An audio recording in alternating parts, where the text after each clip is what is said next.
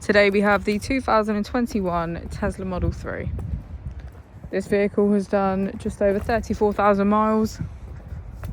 It has an automatic transmission and a fully electric motor. On our user interface, we have navigation as a feature, as well as an overview of the vehicle. From here, we can open our bonnet, charging port, and boot, all from within inside the car. If we click our Tesla icon in the bottom right, we can access our controls, pedals and steering, charging, autopilot, safety,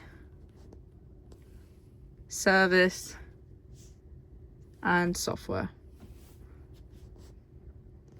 Within safety, we have advanced features such as a pin to drive and a glove box pin. If we go back into software and click on additional vehicle information, we can get a deeper analysis of the vehicle spec.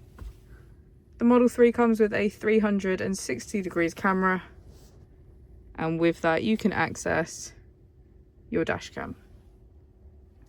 If we press here, we can access our climate control with heated seats on either side and our heated steering wheel in the middle. As we go to the back of the vehicle, we can see that it has a full leather black interior and get a good view of our panoramic roof.